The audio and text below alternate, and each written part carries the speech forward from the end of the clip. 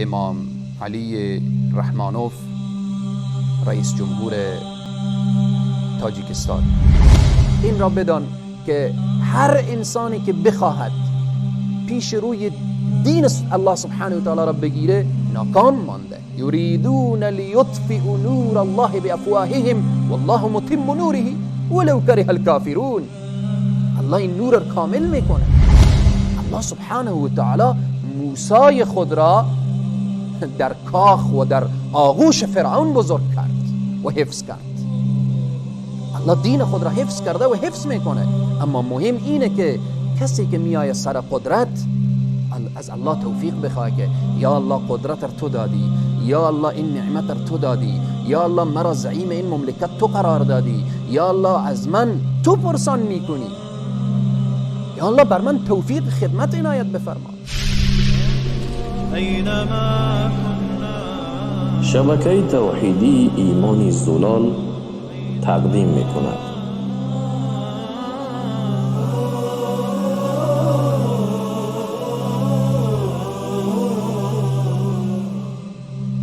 الحمد لله رب العالمين والصلاة والسلام على رسوله محمد وعلى آله وأصحابه أجمعين.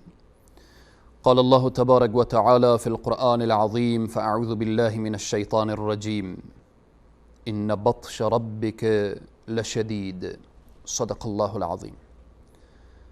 قال النبي صلى الله عليه وسلم الدين النصيحة أو كما قال صدق النبي الكريم صلى الله عليه وسلم. پیام دارم برای جناب آقای امام علی رحمانوف رئیس جمهور تاجیکستان.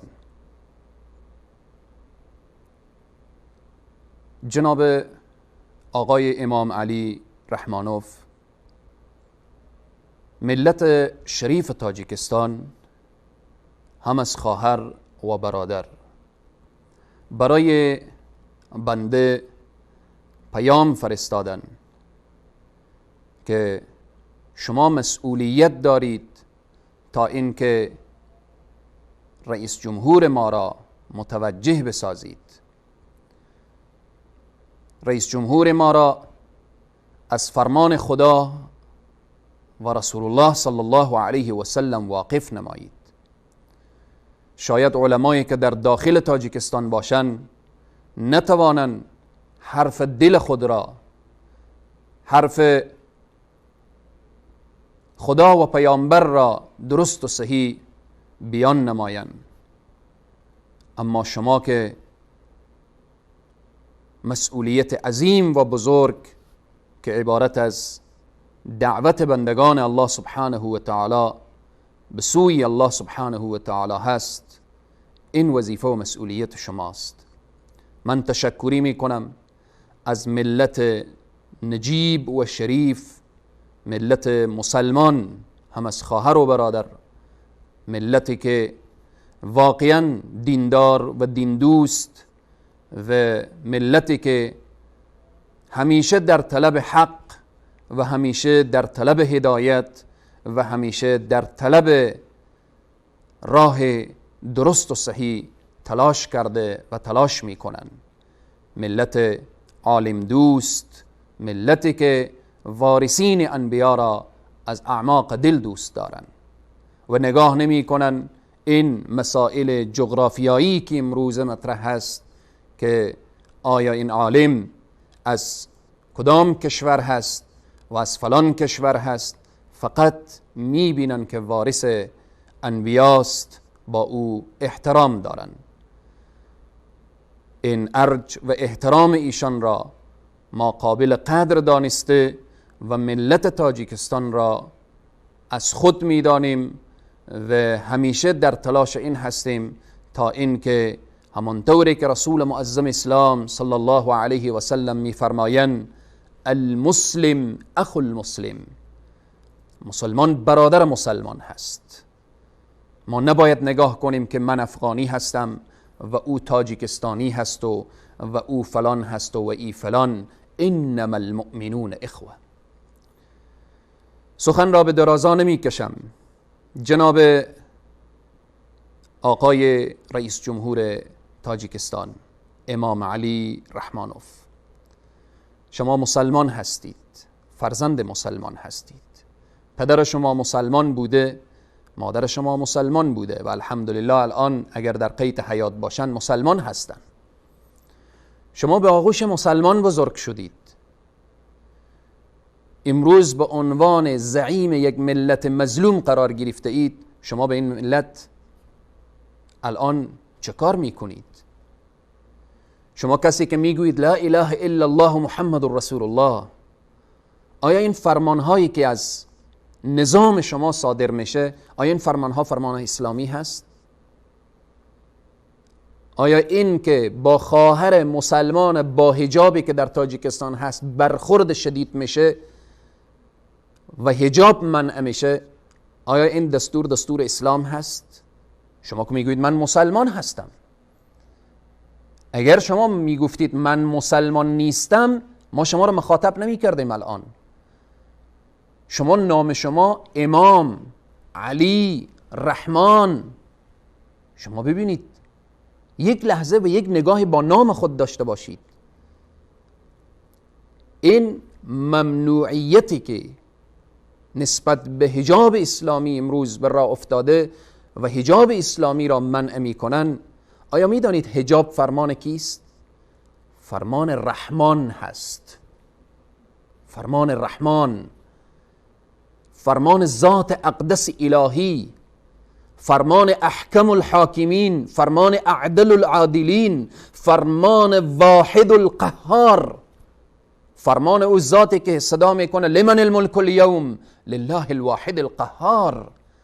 حجاب فرمان الله هست، فرمان من و این و آن نیست. خواهری برای من در تماس شد که حتی به داخل شفاخانه مریض مراجعه میشه، اگر با حجاب بود او را نمیپذیرن. آیا حقوق انسانی چنین هست؟ شما مسلمانید، باید حقوق اسلامی را رعایت کنید. حتی در بعضی مناطق حقوق انسانی هم رعایت نمیشه. جناب آقای امام علی رحمانوف، میخوام این را بگم، رسوایی آخرت خیلی سخته. کسی که با خدا اعلان جنگ بکنه در دنیا و آخرت رسوا میشه. ذلك لهم خزی فی الدنیا و لهم فی الاخرة عذاب عظیم. کسی که فرمان خدا را بشکنه هم در دنیا رسوا میشه و هم در آخرت عذاب عظیم و بزرگ دامنگیرش میشه. مسئله ریش، لحیه، سنت انبیاء علیهم السلام، مسدود ساختن و بسته کردن مساجد بر روح اطفال، بر روح نوجوانان، بسته کردن مدارس و حوزه های علمی، اینها قانونی نیست که ما اون را بیاییم و بالآخره این قانون را توجیه بکنیم که این قانون اگر حکومت و نظام کفری هست، اگر رئیس جمهور کافر هست، اگر سر و کار با دین و اسلام و قرآن و کعبه و حج و اینها ندارید، بحث جداگانه است، اما شما مسلمان هستید. جناب آقای رحمانوف، من به عنوان یک خیرخواه این حرفها را برای شما میرسانم که تا در روز قیامت شما نگویید برای من کسی نگفت. مشکل رئیس جمهورای امروزی اینه که هر چی که اونها میگن دیگران کف میزنن. کسی نیست که برای اونها بگه که این راه میروید ترکستان هست، این راه اشتباه هست، ترسم که به کعبه نرسی ای اعرابی، که این راه که تو میروی این راه درستی نیست. الله سبحانه و تعالی میفرماید ان بطش ربک لشدید. الله اکبر. روزی سخت مجازات کرده میشوید، عذاب خدا سخته.